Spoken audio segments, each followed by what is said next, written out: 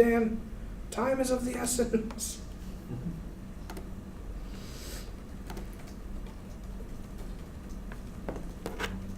Look who's online and recording. It is us, Respawn Lounge. It is us again, once again. Again. Once again. What's going on, guys? We don't have that. We've only got 3 minutes to talk about stuff, so do whatever you want while I post. Okay. Well, let's see. What have I been doing for the past week? Well, Yeah. okay. No. You go first, Dan. Oh, okay. Change the title too. Oh, yeah. Because you didn't last time, and everyone thought we were playing Pokemon. Let's see. Since last week, I finished Odalis, which I thought was really cool. Yeah. Have you played it? I got it recently, but I haven't had a chance to play it Yeah, it's super fun. I have also been playing a little bit of Dota. Playing a lot of Dota. Playing a lot of Dota. Always playing a lot of Dota. The Dota boy. I finished Dragon Quest 4 and 5 last week. Nice. Working on 6 now. Normally, I talk about how I'm playing yet again the next episode of Orwell, but it's been unofficially delayed. They're having problems getting it uploaded to the Steam store, so I'm just dying. Speaking of delayed, what got delayed yesterday, Dan? Casey streams. Yeah. Wait, was it Persona 5 this time? Yep. Yes, it was Yeah, Persona 5 this so time. Casey streams. Till when? Till April? Right? April 4th. April 4th, yes. Yep. Yeah, 4/4. just to spite you. No, actually, that's great news. Oh, yeah. Because that means I don't have to play 3 hella long games in February. Because I already have Berserk and Neo. Yeah. And to the best of my knowledge, nothing I cared about was coming out in April. So, by all means. It's great. Oh, and they finally officially said that Breath of the Wild is not a launch title. Real. Oh, it's not a launch title? No. Aw. It had never been officially stated, but everybody was kind of holding out hope. It's Yeah. going to be close to a launch title, I think. My guess is May. Yeah, which is close enough, I guess, after the game's been delayed for 3 years. Yeah. We're all just dying on the inside and on the outside. But we've had such masterpieces in between, such as Triforce Heroes. Triforce Heroes is like one of the only Zelda games like I cannot bring myself to play. I own it. It sits in my 3DS like in the little carrying case I've got for all my games, and I just like it's been in my 3DS I think twice. I can't do it. I just can't. The dungeons were never really my favorite part of Zelda, and that's all the Triforce Heroes is. Mm-hmm. Well, now that I'm nice and exhausted and my heart rate's up from playing these, it is 6 p.m. So, everybody, welcome to Respawn Lounge. Thanks for tuning in. We're here on episode 11. We're going to be talking about game preservation, which I will identify and clarify in greater detail in just a moment. In the meantime, I am your host, Casey Moore, and to my left, Mark McCarty. And Reva Short, what up? And, of course, Daniel Kemper. my maid. So, game preservation. This is derived from the idea that video games are a finite medium which, by the laws of nature, decay, are lost, or are otherwise incapable of being played after enough time passes. If you take perfect care of a Nintendo cartridge, it will eventually break down, and it will eventually no longer be capable of housing the software of the game that it previously contained. So, since Nintendo cartridges are not being created newly and being published newly, that means that one day all Nintendo cartridges will cease to be. So, what do we do about that? How do we make it so it's always possible to play every single game? Because preserving video games is important, like preserving books, like preserving movies, preserving every artifact of human entertainment is, because it is an artifact. Mm-hmm. And it is a lens into human culture.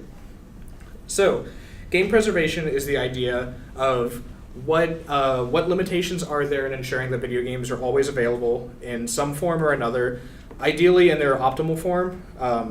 Because we are going to talk about emulation. We're not going to, for legal reasons, recommend it or anything like that. But emulation is imperfect because it's at best an approximation of the hardware that the software had run on.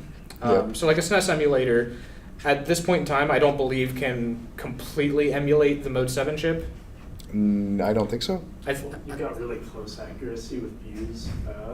the SNES, which is now Kigan, I think, which Mhm. contains a lot of emulators. But some programmers are going for accuracy, and they're trying their hardest to get as close to the pixel perfect as possible. But with that comes obvious challenges of like directly copying each processor cycle. So you're going to need Mhm. like ones that are better than the ones we have now to get the special effects that you might see on like your old school basic SNES emulators and stuff. Mm. Right. So we're running into this issue now already, and emulators have been around since the 90s, I think. It's been a pretty long time. Maybe even the late 80s, but yeah, at least early 90s. Hmm. And illegal or questionably or like morally gray means of reproducing and getting these cartridges or these games in some form to players. That's been kind of a battle since video games began as a medium, because in general publishers don't really care about preserving their games, it seems like. Yeah, I mean, like, there's not really any direct financial incentive to maintain like a library of games that you can't sell anymore, that nobody wants to buy anymore. Yeah. Especially back in the 80s, it's like, hey, we're done with this game. Let's throw the source code in a box and like Forget store about it. store in the attic. Maybe the building burns down. Maybe the janitor takes it when they get a new building. It's like, well, that's gone forever. Yeah. Yeah. And there's also, like data loss is a really big problem when it comes to like losing games, even when it comes to like remastering games, where just the original files are gone for whatever reason. Like, I think Mhm. it was Kingdom Hearts. Kingdom Hearts 1 they had to build from scratch. Yeah, because just none of the files were there. Yeah, Yeah. The PS3 remake, they had nothing at all, and they just had to remake that game completely. Mhm. Yeah. So then you run into problems with like not being a true like Mm. representation. Yeah, like really fidgety things like spawn locations or spawn timings and things like that just like may not be true to form. Yeah. And also to like running into bugs and glitches. That's like a really big, I guess, point of Mhm. like not contempt, I guess, but there's always the question of like, do we want to preserve these imperfections, or if we can fix them, should we? Right, sort of and stuff. we've Yeah. seen companies like Nintendo have thought about that, where in the Ocarina of Time remake they did preserve a lot of glitches. Yeah. You can do the graveyard glitch to get like 29 and 3/4 hearts or something like that. Hmm. Whereas in Majora's Mask they fixed a lot of glitches, so speedrunners don't really care about that game. They take advantage of those glitches, and even though they are technically imperfections, they do have a place, and a lot of games I think are kind of derived from the charm that comes with those glitches. So Yeah. then you run into the question, when you remaster a game, is it better to improve the game or completely preserve it? Well, good. Okay, so I think it depends. So like the Skyrim remaster for like PS4, Mhm. there's no reason that they need to be worried about like they're not remaking the game because nobody has access to Skyrim. Yeah. They're remaking the game because they want it to look better. And so in that case, like the only reasonable thing is you fix bugs, you make it look better. Well, Bethesda doesn't, apparently. Well, okay. Well, see, you also- remove audio Ideally. quality, you add extra bugs, improve the Bethesda experience. And then you do the really great thing where is this a glitch? Is this a glitch or a feature? Yes. Yeah. Well, I mean, the scene has always existed here. I mean, NES ROMs have been out as long as NES cartridges have been out, basically. And Yeah. I mean, those are bit by bit reproductions of the game. So as long as we Yeah, can get well, accurate because even before like emulators- software downloads and stuff like that, they had reproduction cartridges and they had Right. like scanners where you could just make new cartridges. Yeah, so I mean, as long as we have perfect emulation, or we can keep the consoles alive, then I think the original games can still exist in some form or another. But Mhm. Yeah. but then when you remaster, maybe you do want to try to reach a new audience that could be interested in this. And I think there is a place for both, because in my opinion, the Super Nintendo versions of Super Mario Brothers 1 through 3 are superior to the NES versions, but Right. speedrunners disagree because there aren't as many glitches, some of the physics don't work the same way, and it's just not as interesting or not as rewarding, I suppose, to speedrun those games. Which is why I think that there is a place for both. Mhm. because I have played, like, for example, Final Fantasy IV. I like the Super Nintendo version. Well, I like the Japanese Super Nintendo version. Difficulty. Yeah, because it's not made for infants like the US version is. But I also like the PSP version, and I also like the DS version. But I don't want the Super Nintendo version to stop existing, because there is value in playing any version of that game. Mhm. Just like I think there's value in preserving every version of every game. Yeah. Oh, actually, another fun example of people losing the source code to games. Actually, the Silent Hill remaster that happened a few years back, they had apparently just completely lost the original files for all the Silent Hill games, so they had to rebuild it from scratch. And that's why the remaster just straight up doesn't have fog. Yeah. Because they just didn't know how to program It it. sounds funny, like all silly developers, but it's kind of like sad and worrisome in a way, because I mean, Yeah. sometimes there's like, I mean, when you're a programmer, you comment your code, like you make little comments, you know, to describe what stuff does, and sometimes there's little fun knickknacks in there that, you know, different people, like Frank's Faulty, like he likes that kind of stuff, and the source Mhm. code might reference another game that's like in development that never made the light of day or whatever, and then you find out more about game history, Yeah. Yeah. game preservation. And also too, when you go back and you do remasters, maybe they did like a super tricky way to get something to work. Right. And being able to see like even how far we've come in computer programming, or just like the way people approach like tackling programming issues, because I know that like the way I would come up with a workaround for something is probably not the best, but it would probably work, whereas like Dan would get it right the first time. Or maybe not Dan, but Well, probably not the first time because of the nature of programming. yeah, but it would be like more efficient. So then seeing how different people code Yeah, is for really sure. interesting Yeah. too. Yeah. And that's something interesting about especially N64 games, is that they're held together with duct tape and wire. Yeah.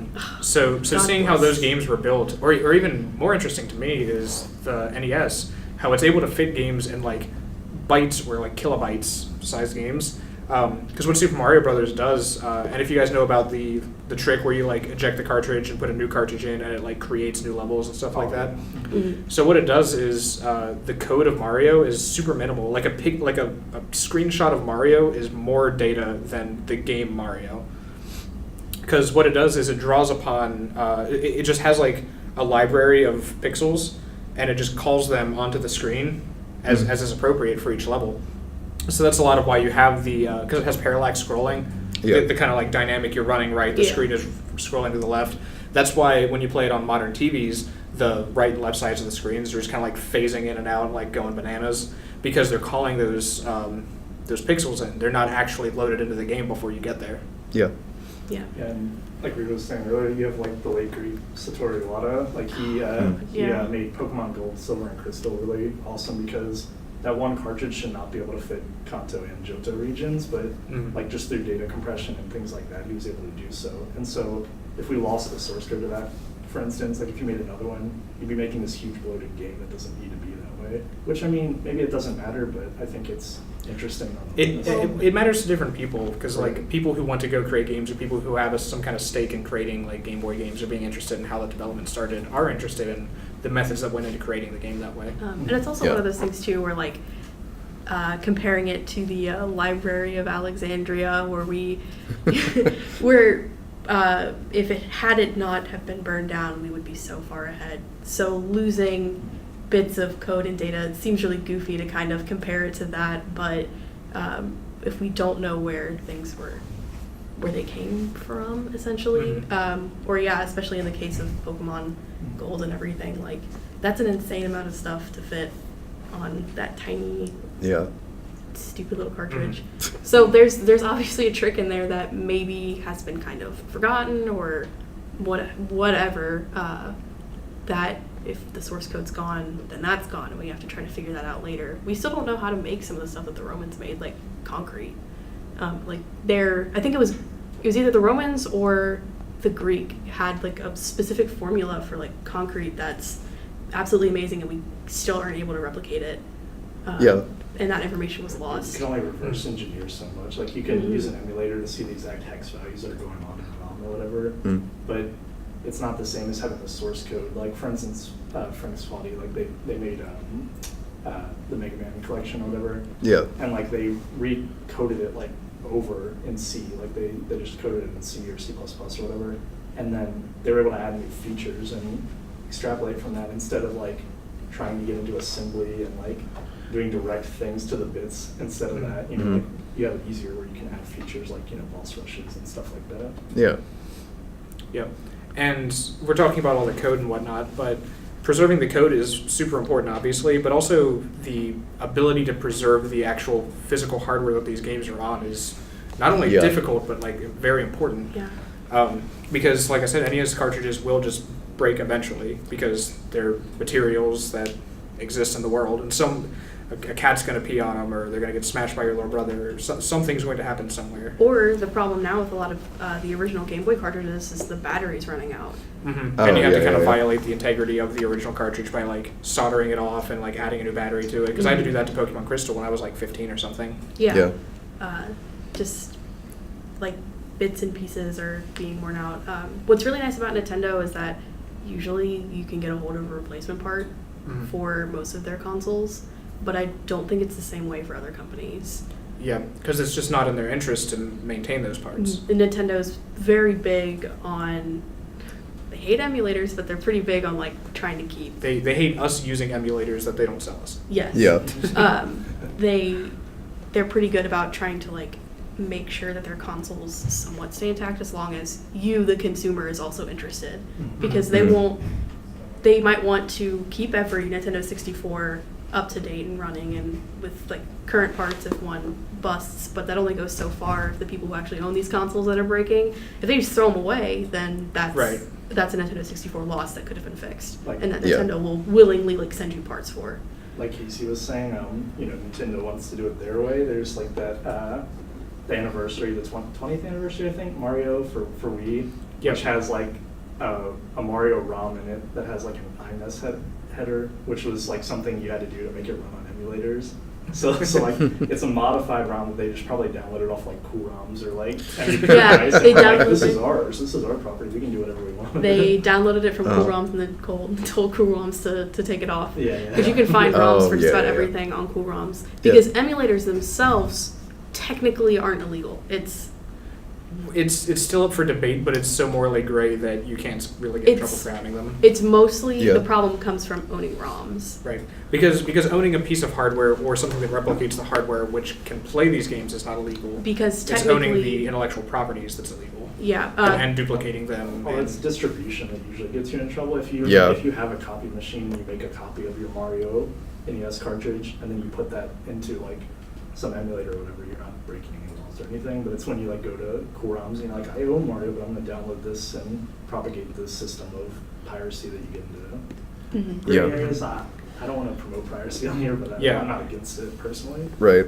It's one of those things where if you like are invested in keeping games alive, you sort of have to be okay with compromising morals if piracy Right. is something you're really against, because the companies aren't doing a ton to. Right, and in the interest Yeah. of like just preserving them for the sake of mankind, which is it sounds extreme, but I do think it is that important. Yeah. Yeah. You do have to kind of compromise on those morals, which at that point is it the more morally profound thing to do to duplicate them for the interest of saving them forever? Because and we're going to talk about maybe a few other ways that could work, but frankly, the only way to forever preserve these video games is through some conduct like emulation.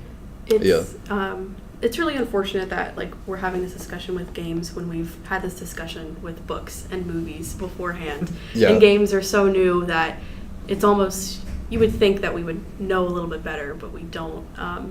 Like the thing that I took notes on earlier, George Méliès is the founding father of special effects. Yeah. He made like 500 movies, and 200 of them are just gone. Mhm. We Yeah. don't know. Well, that's something Dan would know about is like the movies that just like cease to exist now. Yeah. Yeah. It's one of those things where people weren't really thinking about like preserving their films. Like Méliès destroyed his own negatives, Mhm. and that's why some of his films are gone. It's because the negatives were the only thing that ever made it past like constant screenings at movie theaters and everything. But most were just lost from deterioration of film Mhm. and everything, and that's why like cartridges dying and consoles dying is something that like we've obviously seen before with film. Yeah. and everything. And Because anything made of things that aren't electricity will just deplete and die eventually. Mhm. Digitizing these things is the only way to come anywhere near ensuring that they can stay alive. Yeah, and then after digitizing, then comes finding storage space for them and Mhm. maintaining that. Or alternatively, mass distribution, because Yes. Yeah. surely somebody somewhere will have a ROM of Mario forever. Yeah. I'm pretty sure I'm the only person who still has a ROM of this Bratz game that I keep Ooh. trying to get Casey to play. It's not going to happen. That's not going to be an episode of Respawn Lounge. Also, bringing this back to movies for a second. Part of the reason why so many old movies were lost, I think it's over half. I think almost 2/3 of movies shot before the 1930s just no longer exist. Yeah, and even films before 1950 too. Yeah. A lot of films before 1950 have been lost because of the way that the film itself was Mhm. either kept or made. A lot of it's the way that it was made because photography and all that stuff was really new at the time. And now that we Right. have digitizing, and it is really hard for things to get lost forever when it comes to as long as they're put online or kept Backed up somewhere. Yes, it's really hard to lose them. Whereas we didn't really think that film was going to just disintegrate. Yeah. Well, what else happened to it? What's the common story about, So what I was going to follow up with was one of the things that film was shot on was nitrate. And nitrate is highly explosive. So there is people who maintain the nitrate films have to keep them in a vault. Because they might just burn down the building that they're in and all the buildings surrounding it if one of them just happens to catch on fire, which they will very easily because there's something that's made to catch on fire very easily. You got those hot theaters, projectors. Yeah, which is why they work wonderfully with electricity. And Yeah. Yeah, which is exactly why you put a light bulb right behind it. Yeah. That produces heat. that yeah. can't go wrong ever. Ever. Yeah. But that's the deterioration. That's a big problem too with a lot of games, especially when they were made before consoles were super Yeah. big. Most of the first games were made for shitty computers. That people Yeah, had, a lot of in arcade offices. games are in that same position where they just don't exist now. Yeah, they don't Yeah. exist. They're presumably in somebody's mind, but beyond that, Yeah, I'm Mhm. sure somebody remembers and they're looking, and they'll probably never Mhm. find whatever game they remember playing when they were 8 years old. and even games slightly more modern than that, I don't think that there are any official cartridges of the game Radical Dreamers anymore. Mm-hmm. There was something for the SNES, which was functionally a virtual console kind of deal, where you would buy an empty cartridge and get something called the Television, Yeah. or the BSX, Yeah. and then you would download to that cartridge, which you would have to buy and so forth. But that's basically the only way that you can get Radical Dreamers now, and it's $800 even on this duplication card. Jeez. Yeah. So, yeah, for that game's gonna last if people really really hammer down and take care of that, in 100 years there's still no way. Mhm. That's the cartridge is gonna deteriorate. The only way to keep that game alive is to digitize it, and that's where you start to run into things because the companies are taking steps to digitize their games. Nintendo has the Virtual Console, Sony has PSN, there's Xbox Live Arcade, Steam Good Old Games, etc. Mhm. But the issue with that is because of copyright, and copyright in general is a very good thing, protecting your IPs and so forth. Mm. But you also run into the problem of falling into common It's the public domain. public domain. Oh, right? yeah. And games just don't forever. It seems. Well, 7 years or something. it's see, something that. really crazy. It's Yeah. 90, and it's 90, because okay. of Disney. It used to be. It's all Disney's fault. Actually, it is all It actually Disney's fault. literally is Disney's fault. They will not give up Mickey Mouse. And it started out where it was, I believe, 50 years was copyright. Because in theory, you would make something, at your earliest in your 20s. Yeah. So you'd be able to make a living off of the whatever Yeah. you had created. And by the time you died or retired, then Yeah, it becomes but- public domain. By Yeah. the time you're about 70, which is when your thing would expire after 50 years, yeah, you would have made a comfortable living. But Disney does not want to give it Mickey Mouse because as soon as Mickey enters the domain, everything is just going to go to shit. And I totally get that because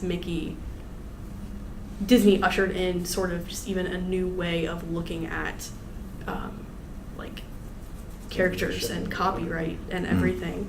And I totally understand that they want to hold on to Mickey Mouse because no company had really had a mascot to the same degree that Mickey has become, or Mario for Nintendo now. But the problem is that nothing has entered this public domain in years, and nothing will enter for at least 20 if Disney doesn't try to fight the copyright law again. And they will. And they're probably going to win because they have enough money too. Yeah. It's even more unfortunate because Disney draws a lot of its creativity from public domain. Yeah. Like Snow White is the first animated feature ever made. Little She's a Mermaid. public domain character. Little Yeah. Mermaid's public domain. Beauty and the Beast, I think, is as Beauty- well. yes, Beauty and the Beast Lion, is Lion something. King is not public domain, but derived from Hamlet. Hamlet and Broadway show, right? Simbo and the Red Lion or oh whatever. yeah. That one little. That icky one's there. almost infringement. Yes. Yeah. But I mean, Lion King draws a lot of like story inspiration from like Hamlet, which is public domain. Shakespeare's works are public domain. That's why you Right. get Romeo plus Juliet. Thank the Lord above for Romeo plus Juliet. So it's I definitely understand where these companies are coming from and why they're afraid to like give up Mickey Mouse and Mario and everything, because it's not going to be good for them. But we can't continue to destroy copyrights or get rid of the public domain, because it's been such an integral part of the human creative experience to be able to draw on other people's works. Yeah, because outside of that, you've only got for the Millennial Copyright Act, the exclusions are things like education, scholarly use, research, Yeah. parody, Parody. and that's about it. Archival is not one of those, Yeah. Yeah. which is a huge problem. Because like I was saying before, we do have Virtual Console, PSN, and so forth, but you still have the issue of who owns the licenses for certain games. Like, Sunsoft owns a lot of licenses that they're not letting go of, so some games, even though it was on Super Nintendo, will not be released on the Virtual Console. For example, Radical Dreamers never will, because Square Enix owns that.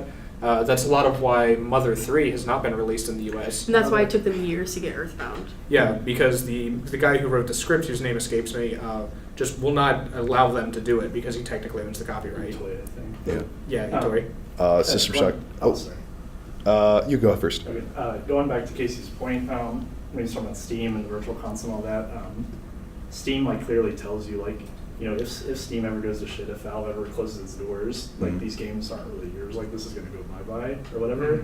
And the same thing goes with the Virtual Console, which we've already seen with Nintendo closing down their DS servers and all that. Yeah. So Right. I mean, you Some lose content integral- just is gone forever. Yeah, like Dragon Quest IX's online multiplayer stuff. It's well, guess Yeah. you never get to do that again. Gosh, the that- Spore game, that's gone Dark Spore. forever. Dark Spore is actually gone forever no matter what. No one will Because- ever be able to play it again.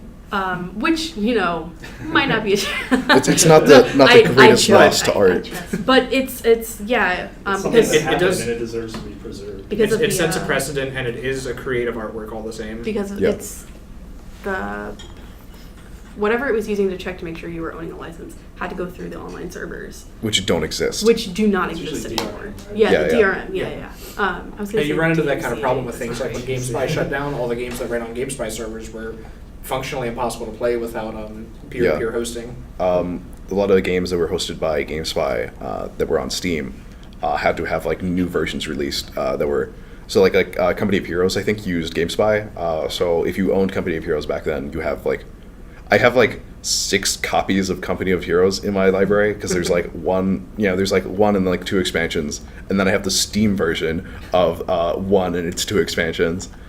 Because Yep. you just can't. I mean, I could still play them offline if I play the GameSpy version, but it's literally impossible to play it online if I use the non-Steam version. And Star Wars Battlefront 2 has that same problem where it ran through GameSpy servers. So now if you want to play that online at all, because they didn't release a Steam variant of it, you have to use peer-to-peer hosting with Hamachi or Evolve or something like that. Even the happy stories like Coldbird, which is the online alias, was some guy that helped do the PSP firmware, Mhm. the custom firmware, so you can play ISOs and all that. First off, that's a happy story for game preservation, but also Yeah. he was working on the .hack online PS2 game, of which obviously the servers are down and they only lasted in Japan for a year and a half or something crazy. Uh-huh. Right. And even then, to reconstruct it to the point it's at, which I'm assuming it's pretty playable at this point, he had to ask people what happened when you would go to this place? And then like you would have to like go dig through the files and find the right sort of connections because it's not inherently obvious and the developers don't care. Yeah. So like even the happy stories where you reconstruct something like that is years of effort that he's not getting paid for. I mean, Mhm. like there's It is a labor of love in its purest definition. The Yeah. big problem now, or the one that I see a lot of press on right now, is with Blizzard and the World of Warcraft legacy servers. Yeah. Yeah, what was that called? Nostalrius. Yeah. Yeah, where people are trying to. I'm not entirely sure how World of Warcraft works because I've just resisted that temptation. I can explain I a little guess. bit if you'd like. Yeah. So the way it worked was World of Warcraft has had multiple expansions over its years over its years as an MMO, obviously, and with that has come many different updates, many different changes to the game, many different like balance changes and content updates and all sorts of things.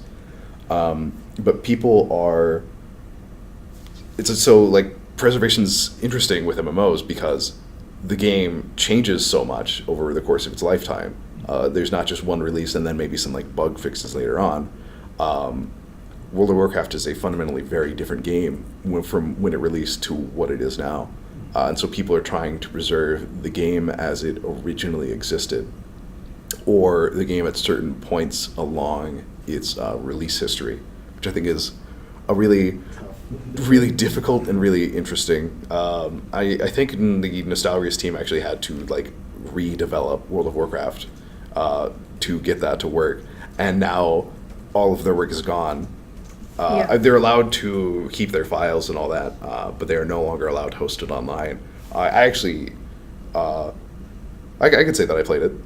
Yeah, I Yeah. played it. Yeah, I played it, and it was really interesting getting to like play, because I never played World of Warcraft when it came out. So it was really interesting getting to like see what this MMO actually was like when it originally released. Where it came from. Similarly, RuneScape did the same thing where people would Yeah. peer host older RuneScape servers, sometimes with edits, sometimes not, but they would all get shut down too after a time because there was the perception that they were moving on to people playing the actual RuneScape, which at the time was RuneScape 2, I believe, was the official version. Mhm. And these people were playing RuneScape Classic, which I don't believe they had servers for, because I think they just No. upgraded them all, and they didn't have the old ones. Similarly, when they upgraded to RuneScape 3, RuneScape 2 didn't have any servers, and a ton of people quit playing the game because of that. Mhm. And they eventually moved on to these peer-hosted RuneScape 2 servers, and eventually they were like, okay, well then there is a market for this, so let's create the RuneScape 2 servers again. Yeah. Like, as a guest host, like I don't represent Respawn Mountain's views, so just take this with a grain of salt. I'm super into piracy. I think it helps more than it hurts. You've got like if you guys got to keep your mouth shut and don't agree, that's fine.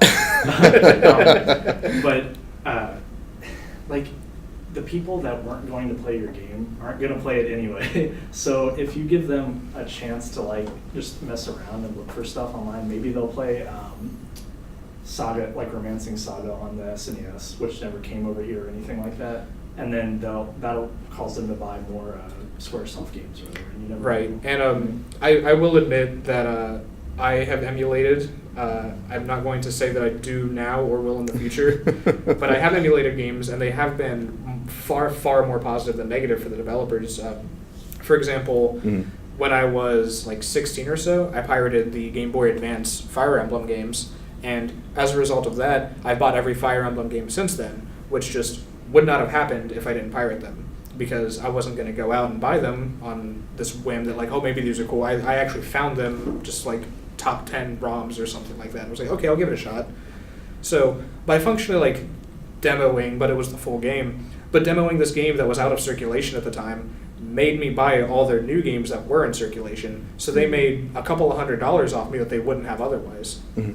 Similarly, I'm not going to say I'm going to pirate in the future, but if I did happen to pirate Phantasy Star tomorrow, and I did happen to play the Phantasy Star games, I would be that much more inclined to buy any future Phantasy Star games, or Star Ocean, or Golden Sun, or any of those old RPGs that just aren't available elsewhere. And some companies are taking strides to do something about that. Camelot did pair up with Nintendo to release Golden Sun on the Virtual Console. So if somebody does want to play Golden Sun, I do suggest doing that before you pirate. Give them some money because they are making the effort.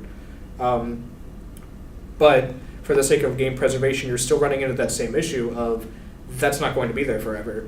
Yeah. The Wii U servers are going to shut down long before the internet is. It's the popular and fan favorite ones that come out. There's this Right. fan translation of this SNES RPG by Aeon Genesis. He does the fan translations. It's just like a high school thing where you can like join the badminton team or join the soccer team, and this changes your stats. And I mean, it sounds like a cool novel idea, but Yeah. you know that's not coming to Virtual Console like ever. Like even if they said Yeah. we're going to do every RPG that was on the SNES, it's like this would be their last one, or like you know like Yeah. Yeah. last 10s. And then there's also the games that didn't come out in the US that, right. A, how else am I supposed to play to have some context for future games that didn't get US, or that did get US translations, for example, the first 6 Fire Emblem games. And B, is it really important for me to be a part of the market for a game that wasn't released in my country in the first place? Because like game developers are pretty clearly opposed to importing games. If they weren't, they wouldn't have region lock on their consoles. Yeah, which is Ugh. the Yeah. stupidest thing ever in my mind. So who is truly being hurt if I pirate an English patch of Bahamut Lagoon? Like, not Squaresoft. yeah, Squaresoft doesn't give a shit anymore. That game's not on circulation and never will be again. Certainly not in the US. And if it is, and I have played the original version, I'm that much more inclined to buy it if it does. You'll buy the Android port when it comes out or whatever. Exactly. Yeah, Because you like it. that's when I would do that, pirate games and everything and emulate them. As soon as they would come out in some way where I could legally obtain them, I definitely would, even if I didn't like the game a ton, and if I also had the money at the time. But like the first Paper Mario game I played was not, or when I played the first Paper Mario game, it wasn't necessarily in the most legal means, but it has since come out on the Wii U, so I made sure to buy a copy. And an alternative would have been to borrow it from me. Like, Nintendo made the same $0 no matter what you did. Well, Yeah. also, to be fair, I didn't know you at the time. Sure, Now we're but- best friends. but- So, Yeah, now you live in my bedroom. Again, if you're against piracy, your parents are against piracy, your society against piracy, that's fine. But Right, piracy is essentially like your local library. Yeah. You go there, you check something out, you can do stuff with it. Yeah, maybe there's Pay a no fine. incentive to get it back. Yeah, maybe you could do illegal If you things don't like email the sell- ROM back to them in a month, they come to your house and ask for 5 cents. Yeah. Right, like you could illegally like sell reproduction cards, and you're a jerk if you do that. But the point is, no matter what, these companies aren't getting your money, and you deserve to be able to experience a part of history, I feel like. Additionally, even if you buy a physical copy of the game, if you're not Oh. buying it new from a store, Right. they don't get any money. Even if you buy it new from the store, because, like, for example, yeah, when yeah. GameStop stocks their shelves, they've already spent that money anyway. it's GameStop is trying to get its money back. So Exactly. you're taking money from GameStop. Yeah, they're making the investment, and Nintendo's already made their money.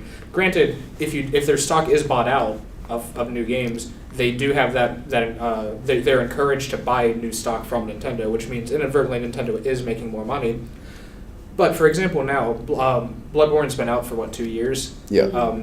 If you were, and I don't think there's a good channel to do this right now, but if you were to pirate Bloodborne, You cannot. There's no PS3 emulators but if there were, or PS4 emulators. Or anything if like it were that. possible to pirate Bloodborne, or not even emulate, if you could just write it to a disc or something and play it on your console. Oh, okay, yeah. GameStop is technically losing money because you're not buying it through that channel, because the used game channel is very important too, because that does keep these games in circulation. Yeah. It's more of a band-aid to the problem, but I do think that there's as much value in used game circulation as there is in new game circulation. Yeah. Well, that's one of the reasons why, like, Xbox was originally like you had to pay for the Xbox One, right? When you like What are you talking about? when you bought a used copy when they first Oh, announced you it. were going to have to Oh, yeah. pay for a key to unlock the Yes. game. Yeah. Because game companies They don't get any money. don't get any money. It's the same thing with like why there's always textbooks that come out every year where they change like one or Mhm. two things. It's because as soon as it leaves the publisher's doors and goes into the store, they don't make any money off of it. Yeah, they already have, because it's an investment protocol from the company that's buying them to then retail them. Yeah. Yeah. So it's one of those situations where like Microsoft tried to make money off of pre-owned games, which like I don't fault them for. It just Yeah, because it is still technically them cashing in on their IP, but I do think that was super misguided. Yeah, Um, like in no way am I saying every company should do this, because that fucking sucks. Because that Yeah. ruins the used game market, and then any company that does that, I'm never buying their console or any of their products ever again for the rest of my life because Yeah. I hate them. But I don't blame them for attempting Wanting to to. do it. Yeah. Yeah, and then everybody's shitting on them. I don't Yeah. blame them for shitting on them either. Yeah. Like PlayStation's clapback was pretty good. That was It real funny. Yeah, it was how to share or how to play a pre-owned game on the PlayStation 4. Or it and was how to like- share a game with a friend, and he just hands yeah, it to him. Yeah, he just hands him the Yeah. the disc. Step Oh, that one, was here you great. go. I love that advertisement's great. Uh-huh. Yes. Yeah. Oh, by the way, minor thing to add. Talking about like old versions of RuneScape, you can actually play the old versions of RuneScape if you have a subscription to RuneScape. You can now because Jagex finally fucking listened. Yeah. So like, I mean, obviously you have to pay, so like it's not free or anything, but like they're making money off of you who wants to play this game, Yeah, so, like- which is fine. That's great.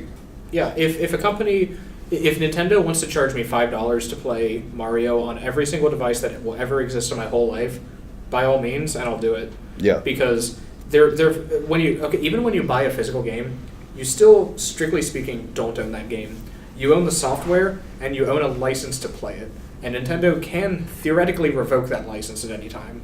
Yeah. Nintendo could send helicopters to your house and take all of your Nintendo games if they wanted. Yeah. Yeah. Well, like you were saying about getting the old RuneScape servers back up, like both of you, that's another thing. Like, as much as I do, as much as I'm sort of maybe anti-moral to you, and I do promote piracy and the like, the other thing you can do is be a loud vocal fan and write to your companies that you like to get them to re-release games.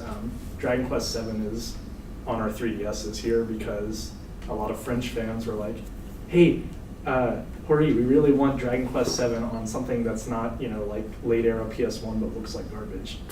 Yeah.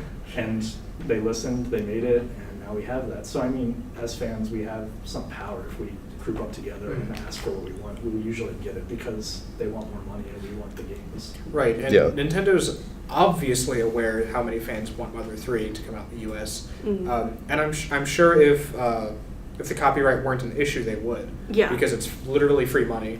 The group of people who made the Mother 3 translation for the like IPS patch for the ROMs, they actually sent that and a strategy guide that they made from scratch to Nintendo and said, just take it Yeah. for free and publish it and make money on it. We want nothing in return.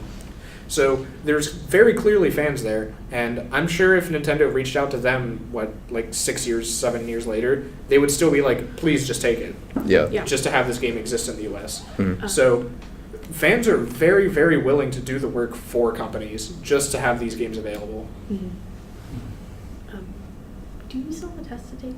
I don't want to kick you out. Yeah, but this is my passion project. I really love emulation. Emulation. So we're college students, and I'm currently here about 25 minutes after my test started for a 3-hour class, and I will be going there soon. I won't be able to stay for this whole episode, but I really love this, and I think it's important to talk about. yeah, there was no means trying to kick you out. Yeah. But I'm just like, no, I appreciate. I'm having a reminder. panic attack for you. Is the thing. No, I'll make it. I'll get my test done. I usually get done early anyway, so it's fine. One of the big things that I guess as much as I love Nintendo's consoles and everything, and as well as I think they're kind of handling all of this nebulous sort of like preserving stuff, they're also fucking themselves over in a big way when it comes to like preserving how you actually play the game, Mhm. because like I'm going to use Skyward Sword as my example, but with Skyward Sword you have to use the Wiimote and the Wii Motion Plus and a nunchuck, because that's the game. That's the way that the game was like meant to be played. You're supposed to have 1-to-1 motion with the sword, and it's as close to 1-to-1 as you can be on like a Nintendo Wii. Yeah. But it has then made the game sort of unplayable unless you also use those exact same Peripherals. yeah, peripherals Unless it and becomes everything. legal, and even if it doesn't, I'm sure this will happen one day. People will go and crack that code, and they make it playable with a controller. Which, please just fucking do that anyway, Nintendo. But- Seriously. but the God, I problem- hate Wii Motion. The problem with then cracking it and making it so that you can play with like a gamepad, it then is not the same experience at all. Right. Yeah. It does violate that integrity, and also the second they even have that thought, Nintendo's going to snipe them. Yeah. Another important thing is, and you guys will definitely know this because you're so big into the Melee community and stuff like that, a lot of these games, like GameCube era and before, are meant to be played on a CRT, which the graphics sort of align with it. Yeah, maybe GameCube not so much. Maybe that does look really nice on an HD TV, but No. like when you're playing an NES like Mega Man game, for instance, Yeah.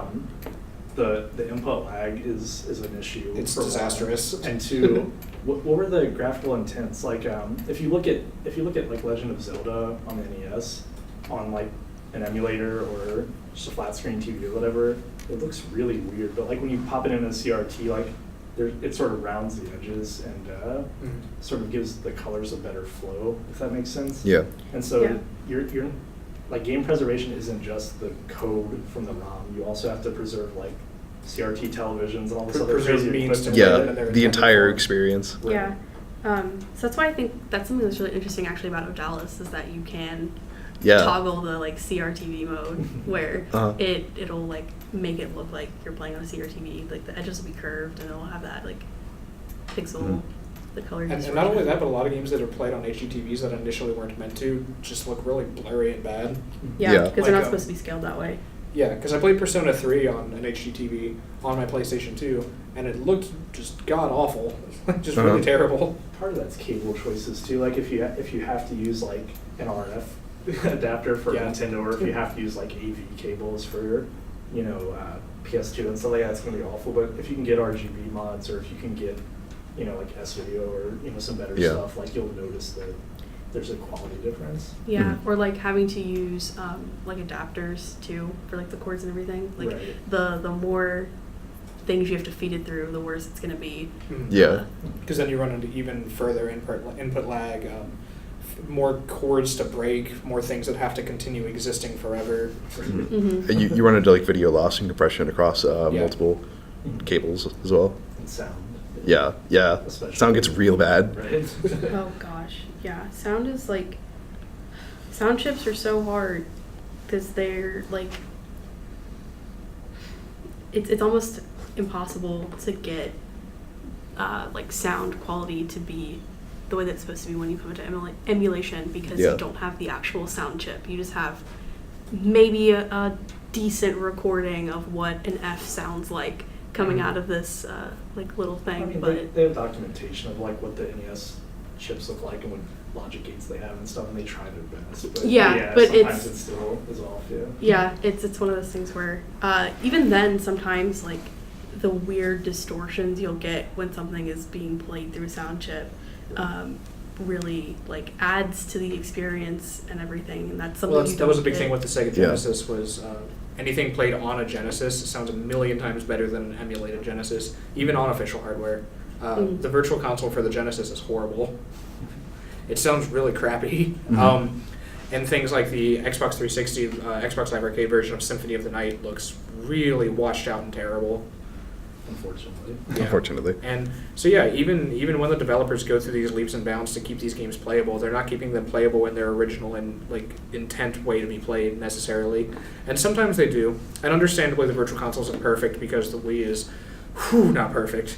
Yeah. And it was also new hardware, and it was a new grounds to be made. Mhm.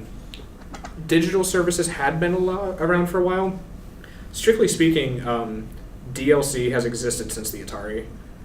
Yeah. Because there were like router connection, or not router, you could connect them to like phone cables and put in like extra RAM to write to and stuff like that. Mm-hmm. So it's not new, but it's new in the current form and current intent. And yeah, I guess the bottom line is this is real hard. It's real hard. And the legal channels make it harder, and the concept of nature makes it hard. Yeah. Basically, the whole world, including the people who made these games, don't want these games to exist forever, it seems. Just entropy Yeah. slowly killing all video games. Yeah. And you can safely assume that Super Mario Brothers will exist for all time until the snake people attack and and destroy our libraries. but Golden Sun maybe not. Yeah. Just like anything obscure, at some point no one's going to care about it, and it's just going to cease to be. The Lunar games have their dedicated fan base. I don't see them lasting more than 50 more years in any capacity unless we do something about this digital means. Mhm. Arc the Lad, I think, is going to disappear. Golden Sun, I think, is going to disappear. Phantasy Star, Star Ocean, the original Atelier games, things like that just aren't going to be around if we don't find some way to deal with this. And I think the answer is a combination of emulation, but meeting this ultimatum of also changing copyright laws, Yeah. so that games fall into public domain quicker, or some other form, like having them added to libraries and things like that, which Nintendo has their own library, but other companies do not. Mm-hmm. And some steps have been made towards this, because we didn't really talk about the fact that even digital isn't perfect. Yeah. For example, you don't only have the issue of keeping Super Smash Bros. 4 alive forever. You have the issue of keeping Super Smash Bros. On firmware 1.01, 1.02, and so forth alive. Because Yeah. those are all different versions of that game that have existed and were played and are thought about and people were skilled at. And they're important for those reasons. So keeping consoles with those firmwares alive, keeping games with the digital firmwares alive, DLC, keeping games that were multiplayer online only, like Titanfall 1 is in big trouble for preservation right now. Yeah.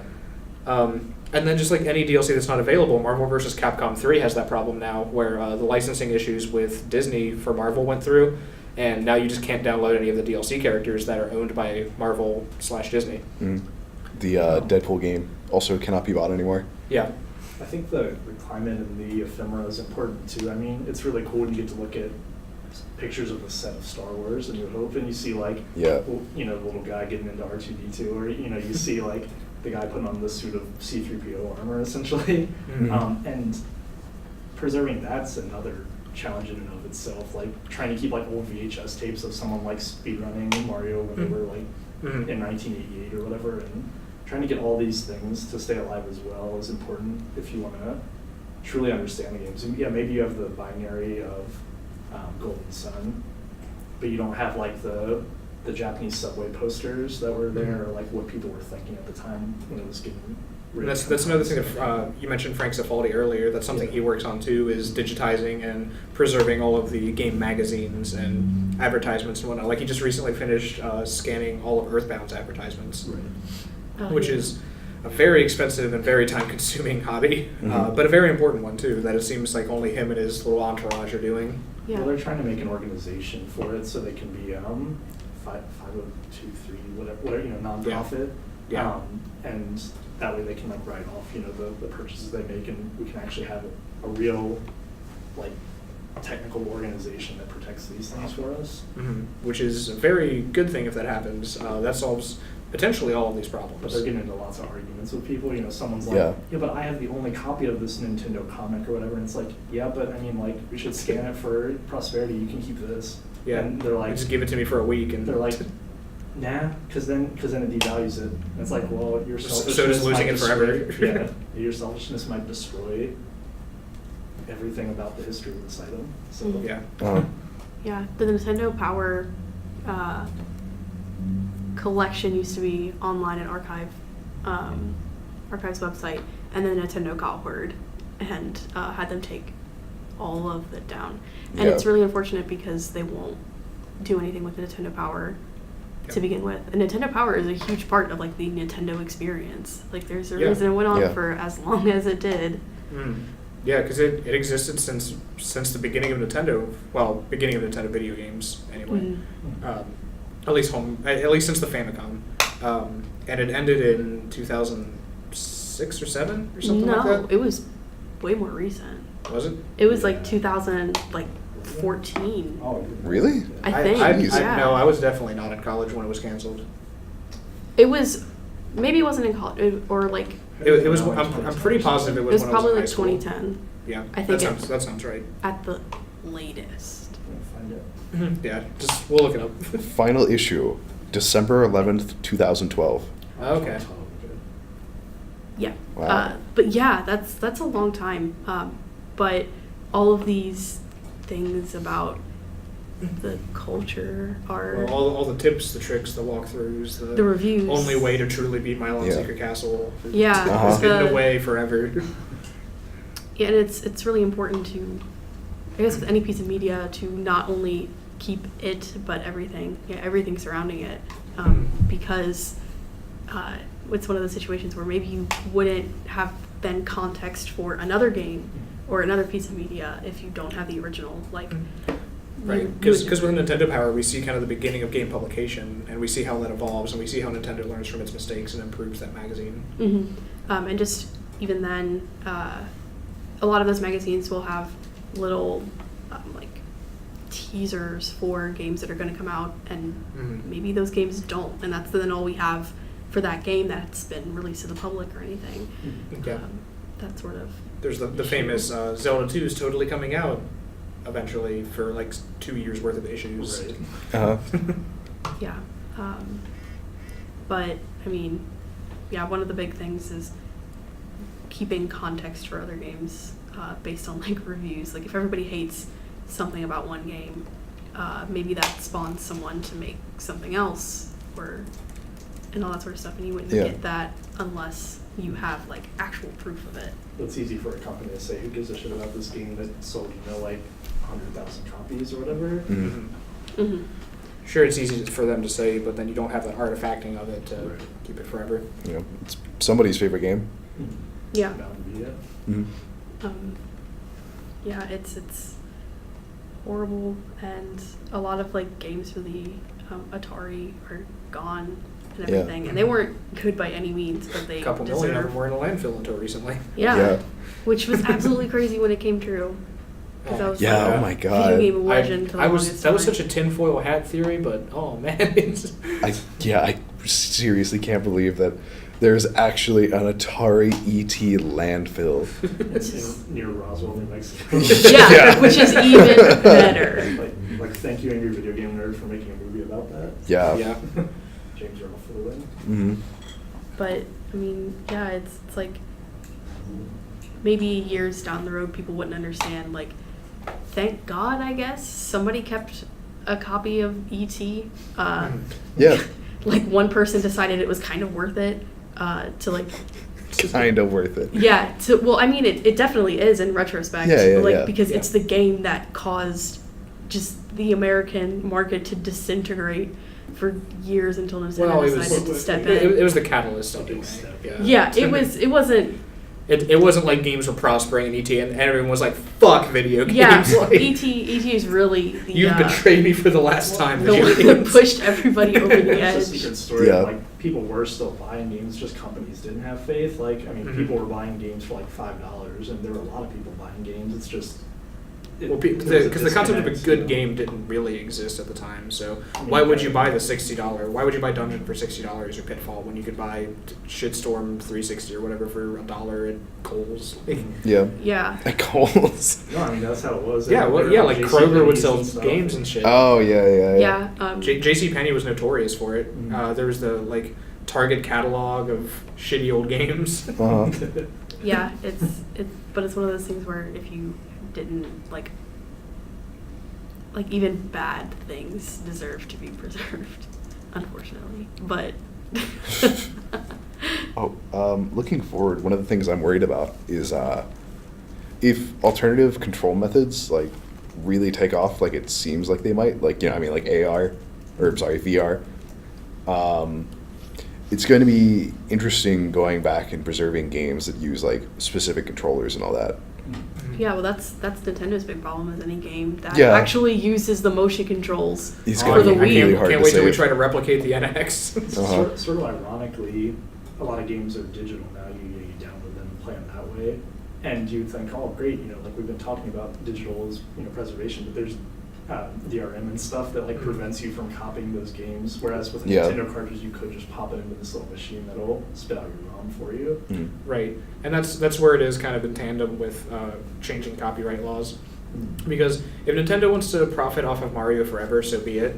But at some point, Mario has to be preserved somewhere, and that's why, in all this bleakness, there is hope in the future. In 2015, the Copyright Millennial Act changed slightly to allow people to crack games, basically, that are online only, in order to create user-made networks in order for them to continue to be played.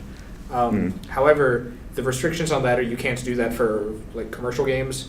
You can only do that for example, like if what was it? There was an Unreal Tournament game that was only online multiplayer, if I recall. Are you saying? Are you sure it was Unreal Tournament? It might have been Quake Live. Is online? It only? might have been Quake Live. I mean, Quake Live's like fairly recent though. Was this an older thing? It was in regard to a PS3 game, if I recall. Oh, a PS3 game? Or at least like somewhere within 2006 to 2012. Okay. Yeah, you might be right. There might be some Unreal Tournament game that I'm forgetting. But the idea was that for like archiving purposes, you can break into that game's code and artificially create these servers to play the game. Restrictions being that it can only be for archival purposes, which means it has to be like in a library or something like that. It wasn't super clear, the article I read about it, but it is a step in the right direction. Mm-hmm. And video games have been out in a meaningful way since like the early 70s or so. So we've had well over 50 years to start figuring this thing out, and we're finally taking the steps to. Yeah. One of my, I guess, like, one of the best ways that I've seen like a game being handled by its creators and like just being abandoned was with The Sims 2. When they announced that it was abandonware, they released it. Like, just you can get it now. Yeah. Which is great. Yeah, which is fantastic, and that's kind of what, like, it's a self-imposed, I guess, copyright thing. They realized that The Sims 2 hadn't really run its course. Nobody was buying new copies of The Sims 2 because The Sims 3 was out, and it was just before The Sims 4 was released. So they decided that it just wasn't worth all this sort of stuff, and they didn't want to update it anymore either, which is why it was then labeled abandonware. They're like, this is just how it's coming. We're not pushing any more updates for it. Here you go. Here's the game, which is great because it actually has brought in a ton of like Sims fans because people saw that you could get this game for free. Like with The Sims, I know that Casey hates the way that they're made, but you buy the base game and then the expansion packs and the stuff packs and everything. So I never said I hated that. Origin in general is great with that, like the on the house games or whatever. Yeah, that's also how we got Dragon Age Origins. Right. Yeah. It was on the house, but which is nice. I have other problems with Origin, but yeah, but free stuff's great. Like banning countries and so forth. Minor. Oh my. But I mean, like the Sims game, if you want to get the full experience, can cost like $200 pretty easy. Because of all the expansion packs. Like I think they add enough to the game to where like their price is justified, but I definitely understand like people not wanting to get into them because I think the idea is like maybe you don't need the pets thing, maybe you don't care about having a dog or cat because you don't have one in real life, but maybe you do care about like the high-rise apartments version or So you pick and choose the ones that are relevant to you. That's the idea.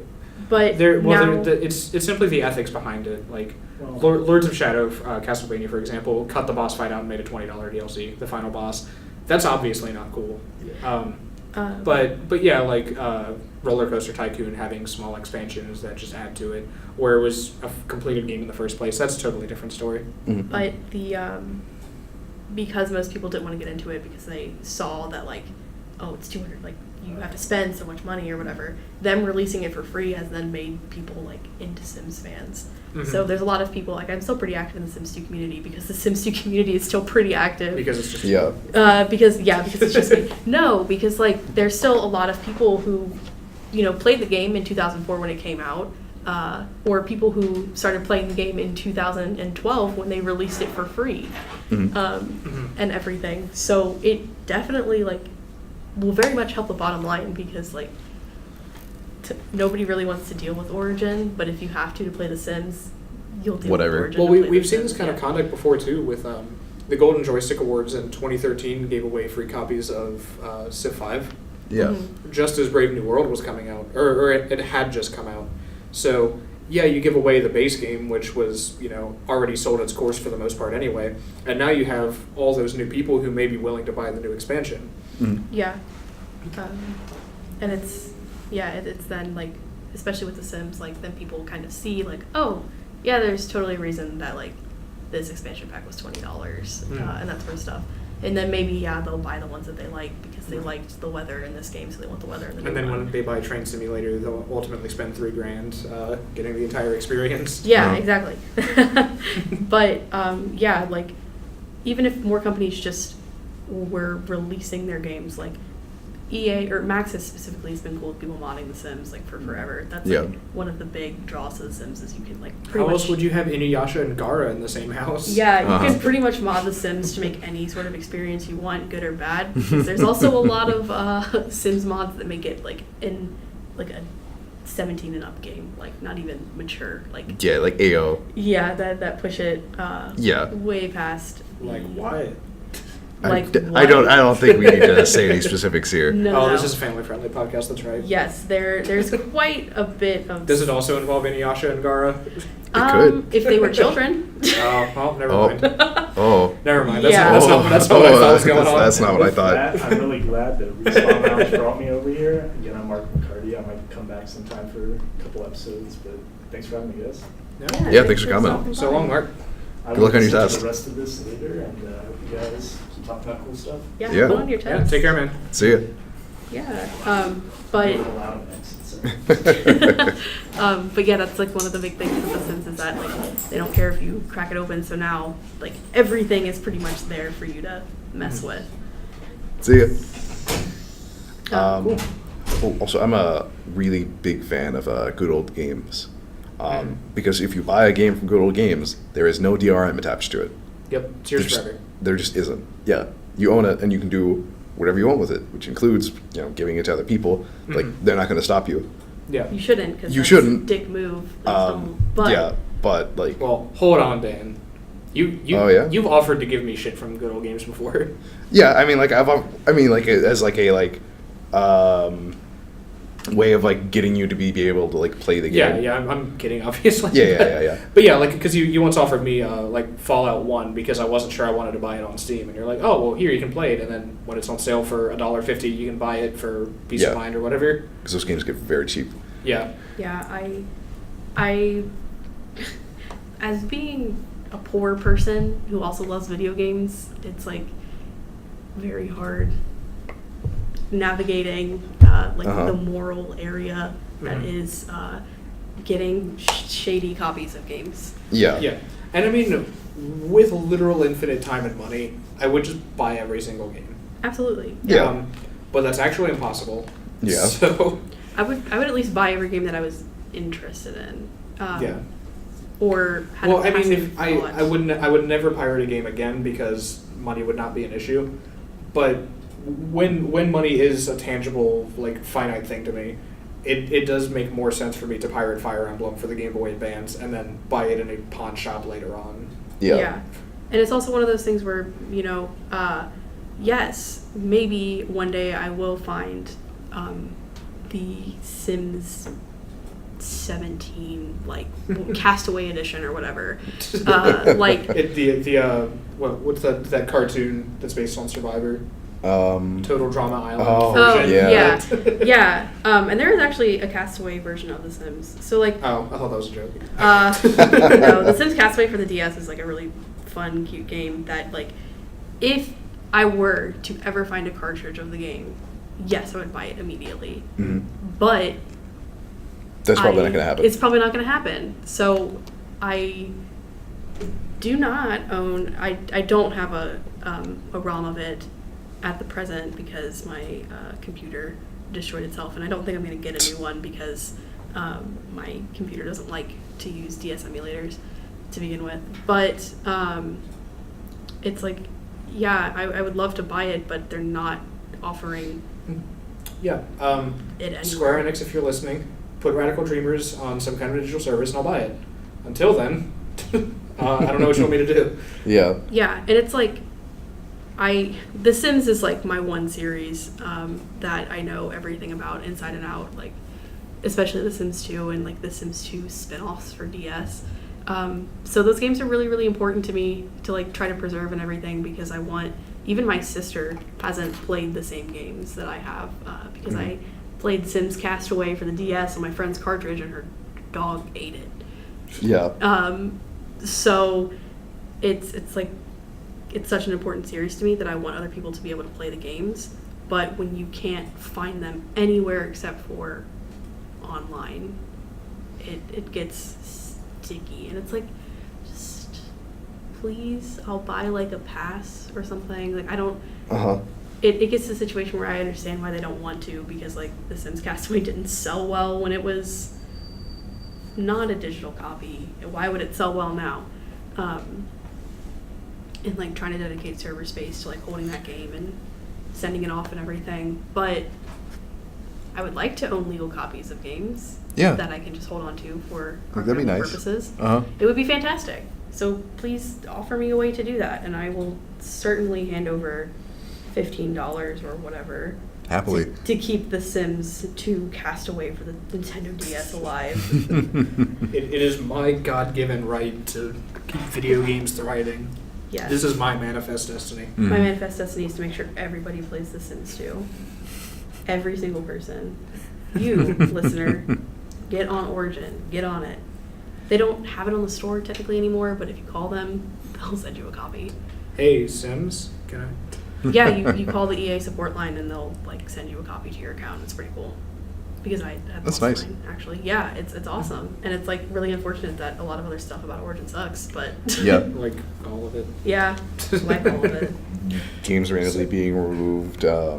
Maybe your country just isn't allowed to have any video games For whatever reason. for whatever reason. Well, with that, do we have anything else to say? Game preservation is important, just like the preservation of any art from any medium. Yeah. Digital's the way to go for the future to keep them alive. Yeah. So is copyright changes. Yeah. Please hurry. We're losing Please. games. Yes. And also, I just just make it easier for people to hold on to games for archival purposes. Or like, if you're making a game right now, hold on to your stuff, like everything that's in development, as much as you possibly can. Put it on Dropbox, stick it in a Google Drive, put it on a zip file, print it out. Put it with your celebrity nudes on Google Plus and Yeah. let them leak out. Print out a copy and mail it to your grandma or something. But hold on to Merry Christmas, Granny. Here's the source code for Gone Home. Yeah. Yeah. You just hold on to your stuff because, maybe your game is going to be a really weird random smash hit like Undertale or something. And Yeah. that, even if it's a game that only 5 people download on Steam, you holding on to your documents and keeping all of it somewhere is useful because that shows how an indie game was made Yeah. now. So just hold on to your stuff, please. As much as you possibly can. And I totally get that like blackouts happen and just stuff gets lost because stuff gets lost, but Try. try. Please, please, please. Okay. That's all I've got. All right. Yeah, same here. Thank you for listening. Save your games. Save your games, please. Save to multiple save files, in fact. Mm-hmm. Especially if you're playing Final Fantasy Tactics. Make sure to rotate your saves too. Oh, absolutely. Oh, and Fallout, definitely. Yeah. Don't want to be playing Oblivion and be caught as a vampire, just dying over and over because you auto-saved. In the sun. It's great. Topical advice. Sounds a little personal, Stacey. No. Hey, there's a reason I don't like Bethesda anymore. I've been personally afflicted. So, with that, what's going on next week? I don't remember. You don't remember what Damn you. November 24th is? Thanksgiving. Oh yeah, it's Thanksgiving. Yeah, it's Thanksgiving. I will not be here. So Dan will not be here. Respawn Lounge is happening on Thanksgiving, same time-ish. I'm not positive I can promise that, but I'm gonna try. It's 6 or 6:30 for sure. Riva, I don't know what your plans are. my plans are, I guess, sort of unimportant at the moment, because it's a bad time with celiac and Thanksgiving. Yeah. So it'll probably be me suffering somewhere quietly alone. Okay, well, Jeez. you will be welcome to come. We will be hosting at my house that day. Okay. You're welcome to come and suffer at my house if you'd like. All right. Will Um, do. And we will be replacing Dan that day. Permanently, actually. Forever. Just that day with my friend Elias, who you may remember as not having shown up to the first episode. He was meant to be on episode 1, Art Games, and he just got here too late. But we are going over, in honor of the next most important game to come out this month, Final Fantasy 15. We're going to talk about the entire wholesome legacy of Final Fantasy. And I haven't talked about that a lot on Respawn Lounge, but I'm a really, really big fan of Final Fantasy. I've played all of them. Yes. All 90-something. I've played a lot of Final Fantasy in my time. I played the Chocobo Dungeon games. Even the rhythm. Yes. I've played both Theatrhythm games. Awesome. So yeah, we're going to have Elias. I believe Benny wants to be on that episode too, so that may or may not happen. Yeah. It'll be at my house. Maybe my grandpa will come on. I don't know. We'll see what happens. But yeah, 6:30. I'll keep you guys updated. Probably the day of is when I'll know for sure. But we will be having an episode, and I will tweet and I will Facebook out. Also, speaking of which, follow us on Twitter, please. That's where you get all of the information for the show. And we do have a Facebook page now. Respawn Lounge is the name, obviously. I don't think there's anything else by that name, so it should be easy to find. It has the same icon that we do on Twitch and YouTube. So go ahead and hunt that down. It's another place to find information. And we will keep you posted as best we can, and we will see you in a week. Good night and goodbye. Are we out?